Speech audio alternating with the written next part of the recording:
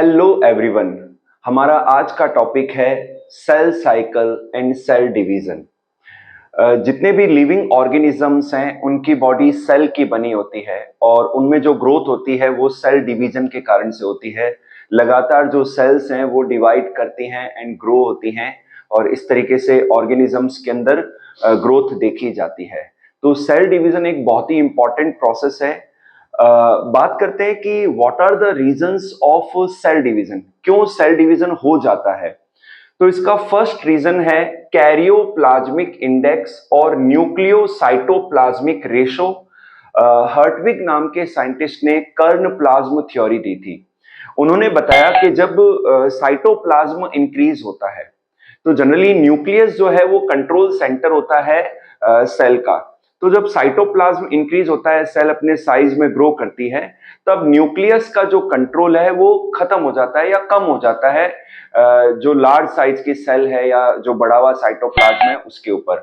तो इस वजह से जो है सेल का डिवीजन होता है, क्योंकि न्यूक्लियस का कंट्रोल बड़ी साइज की सेल या बड़े हुए साइटोप्लाज्म के ऊपर कम हो जाता है, इसलिए सेल फिर डिवाइड कर जाती है। तो ये कर्ण प्लाज्म थ्योरी दी हर्टविग ने और इसको हम समझा सकते हैं कैरियोप्लाज्मिक इंडेक्स के द्वारा। इसको हम इन शॉर्ट के आई से शो करते हैं और इसका फॉर्मूला है Vn upon Vc minus Vn। यहाँ पर Vn है volume of nucleus and Vc है वॉल्यूम ऑफ सेल। जब वॉल्यूम ऑफ सेल से वॉल्यूम ऑफ न्यूक्लियस को हटाते हैं तो पीछे वॉल्यूम ऑफ साइटोप्लाज्म बचता है, इसे हम Vc माइनस Vn से शो करते हैं। नेक्स्ट लेते हैं सरफेस वॉल्यूम रेशो। जब सेल का साइटोप्लाज्म इंक्रीज होता है, सेल का जब वॉल्यूम इंक्रीज होता है तो साइटोप्लाज्म के बढ़ने पर वॉल्यूम इंक्रीज हो जाता है और जो सरफेस एरिया है फिर वो कम रह जाता है वॉल्यूम के कंपेयर में, और इसीलिए फिर सेल का डिवीजन होता है। आगे हम सेल डिवीजन के प्रोसेस को समझेंगे। इससे पहले हम लेंगे सेल साइकिल के बारे में कि जो सेल डिवीजन का कंप्लीट जो प्रोसेस है उसे हम सेल साइकिल कहते हैं। ये कंट्रोल या रेगुलेट होती है कुछ प्रोटीन्स के द्वारा, जैसे कि साइक्लिन्स या सीडीकेज, जिन्हें हम मैच्योरेशन प्रमोटिंग फैक्टर भी कहते हैं, इनके द्वारा। ह्यूमन सेल का जो सेल साइकिल है उसका टाइम ड्यूरेशन है 24 आवर्स। ओके, एंड इसी तरीके से जो यीस्ट सेल है उसका जो सेल साइकिल का जो टाइम पीरियड है दैट इज 90 मिनट। अब बात करते हैं कि सेल साइकिल के अंदर दो फेजेस हैं, एक तो है इंटरफेज एंड सेकंड है माइटोटिक फेज और एम फेज। तो जो सेल साइकिल का जो 95% जो ड्यूरेशन है वो इंटरफेज में रहता है, जिसमें सेल प्रिपेयर होती है, सेल प्रिपरेशन करती है फॉर द डिवीजन, और लास्ट का जो 5% पार्ट है उसी में सेल का डिवीजन का जो फेज है वो कंप्लीट होता है। तो this is the sketch of cell cycle. तो इसके अंदर मैंने डिफरेंट स्टेजेस को और फेजेस को शो किया है। तो सबसे पहले हम लेते हैं G1 फेज और pre DNA synthesis phase. G1 phase के अंदर जो सेल है वो ग्रो होती है, सेल का साइटोप्लाज्म ग्रो होता है, कुछ जो आवश्यक जो आरएनए हैं एंड जो प्रोटीन्स हैं उनका फॉर्मेशन होता है G1 फेज के अंदर। इसे हम प्री डीएनए सिंथेसिस फेज भी कहते हैं। जो सेकंड फेज है वो है एस फेज, सिंथेसिस फेज। इसे हम डीएनए सिंथेसिस फेज भी कहते हैं। और इस फेज के अंदर जो सेल के न्यूक्लियस के अंदर डीएनए का अमाउंट बढ़ता है, डीएनए रेप्लिकेट होता है और कुछ जो जरूरी हिस्टोन प्रोटीन्स है उनका भी फॉर्मेशन होता है, और इसी तरीके से साइटोप्लाज्म के अंदर सेंट्रियोल का डुप्लीकेशन होता है। सिंथेसिस फेज के अंदर जो डीएनए है, क्योंकि डीएनए का डिस्ट्रीब्यूशन होगा सेल डिवीजन के दौरान, इसलिए जो क्रोमोसोम के अंदर जो डीएनए का अमाउंट है वो इंक्रीज होता है, वो 2C से 4C हो जाता है, जस्ट डबल हो जाता है, क्योंकि उसको डिवाइड होके दो सेल में डिस्ट्रीब्यूट होना है इसलिए। तो क्रोमोसोम का नंबर नहीं बढ़ता है, बस डीएनए का जो अमाउंट है वो डबल हो जाता है एस फेज के अंदर, सिंथेसिस फेज के अंदर। जो नेक्स्ट फेज लेते हैं हम उसे कहते हैं G2 फेज और पोस्ट डीएनए सिंथेसिस फेज। जो एक्चुअल जो प्रिपरेशन है माइटोसिस की, एम फेज की, वो G2 फेज के अंदर और पोस्ट डीएनए सिंथेसिस फेज के अंदर होता है। और इसके अंदर ट्यूबुलिन प्रोटीन्स का फॉर्मेशन होता है, क्योंकि ये स्पिंडल फाइबर बनाते हैं जिससे क्रोमोसोम्स का डिस्ट्रीब्यूशन होता है, डिवीजन होता है। G2 फेज के बाद में जो है एम फेज या माइटोटिक फेज होती है, और ये जो फेज है इसके अंदर 4 स्टेजेस हैं। Prophase, metaphase, anaphase and telophase. और इसके द्वारा जो न्यूक्लियस है और उसका जो क्रोमोसोम्स हैं वो डिवाइड हो जाते हैं, दो न्यूक्लियस बन जाते हैं। जब दो न्यूक्लियस बन जाते हैं तो उसके बाद में सेल के साइटोप्लाज्म का डिवीजन होता है, दैट इज कॉल्ड साइटोकाइनेसिस। हमारी बॉडी में कुछ सेल्स ऐसी होती हैं जो डिवीजन नहीं करती हैं या कुछ समय के लिए वो डिवीजन रोक देती हैं, तो फिर वो G0 फेज में एंटर कर जाती है। इसे हम क्वेसेंट फेज भी कहते हैं, जैसे कि जो हार्ट की सेल्स हैं। तो इनमें जो मेटाबॉलिज्म है या जो मेटाबॉलिक एक्टिविटीज हैं वो कंटिन्यू रहती हैं, लेकिन सेल का यहाँ डिवीजन नहीं होता है। तो इस स्टेज को हम क्या कहते हैं, G0 फेज या क्वेसेंट फेज कहते हैं। अच्छा, जो इंटरफेज की जो फेजेस हैं इनको माइक्रोस्कोप में ऑब्जर्व नहीं किया जा सकता है, इसीलिए कुछ साइंटिस्ट इंटरफेज को रेस्टिंग फेज भी कहते हैं। अब हम सेल साइकिल के एम फेज को समझेंगे, जिसे हम माइटोटिक फेज कहते हैं, और जिसमें एक्चुअल क्रोमोसोम्स का डिवीजन होता है, न्यूक्लियस का डिवीजन होता है। इसे हम माइटोसिस या माइटोटिक डिवीजन फेज भी कहते हैं। और ये एक इक्वेशनल डिवीजन है। इसमें जब एक सेल का डिवीजन होता है तो दो नई सेल्स बनती है जिनमें क्रोमोसोम जो नंबर है वो सेम बना रहता है। ओके, तो माइटोसिस को हम दो भागों में डिवाइड कर सकते हैं, कैरियोकाइनेसिस यानी कि न्यूक्लियस का डिवीजन एंड क्रोमोसोम्स का डिवीजन, एंड सेकंड है साइटोकाइनेसिस, जिसमें साइटोप्लाज्म का डिवीजन होके दो सेल बन जाती है। जो कैरियोकाइनेसिस है इसको हम पहले समझेंगे। इसमें 4 स्टेजेस हैं, prophase, metaphase, anaphase and telophase. अब हम इन सारी स्टेजेस को by the help of diagrams हम इसको समझेंगे। सबसे पहले लेते हैं प्रोफेज। प्रोफेज में मैंने 2 स्केच ड्रॉ किए हैं, early prophase and let prophase.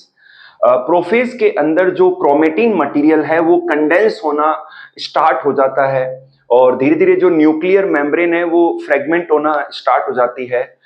जो सेंट्रियोल्स है वो अपोजिट डायरेक्शन में मूव करना शुरू हो जाते हैं। ये अर्ली प्रोफेज है।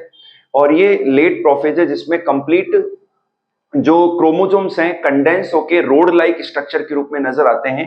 ये एक क्रोमोसोम है, ये भी एक क्रोमोसोम है, और ये 2 क्रोमेटिड हैं जो आपस में सेंट्रोमियर के द्वारा कनेक्टेड हैं।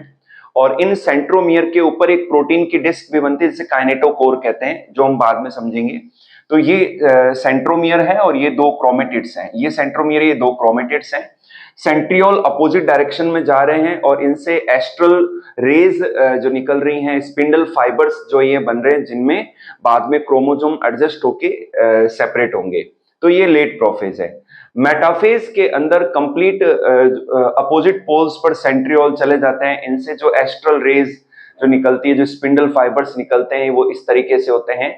और सेंट्रोमियर के बाहर जो काइनेटोकोर प्रोटीन डिस्क है, तो दोनों तरफ के जो स्पिंडल फाइबर है वो उनसे क्रोमोसोम से कनेक्ट हो जाते हैं, इस तरफ से भी और इस तरफ से भी, और इसी तरीके से यहाँ भी।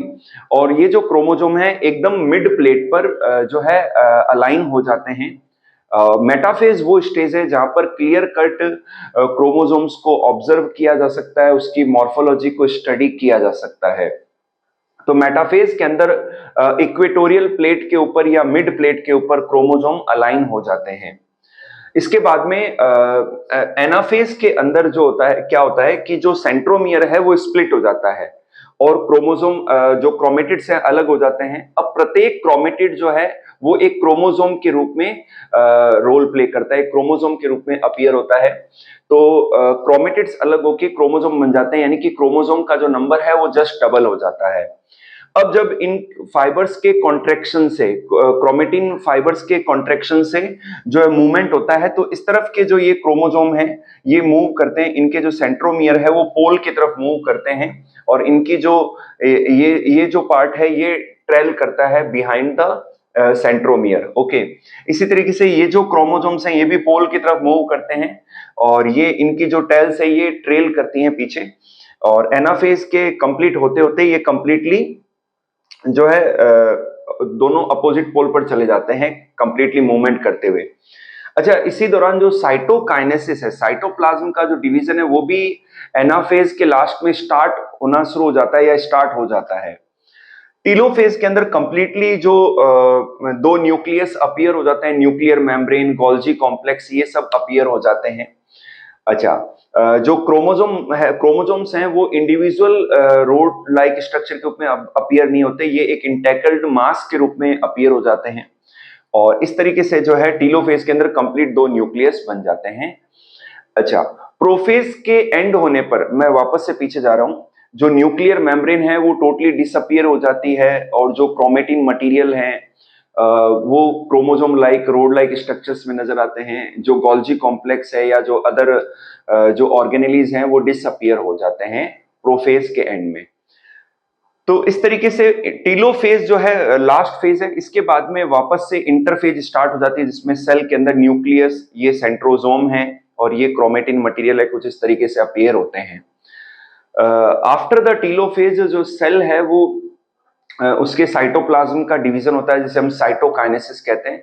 इसमें भी दो मेथड है, हम इसको समझेंगे अभी। ड्यूरिंग माइटोसिस जब क्रोमोजोम्स का डिवीजन हो जाता है, न्यूक्लियस का डिवीजन हो जाता है, देन फिर साइटोप्लाज्म का डिवीजन होता है, दैट इज कॉल्ड साइटोकाइनेसिस। तो यहाँ पर जो साइटोकाइनेसिस है वो टू मेथड से होता है।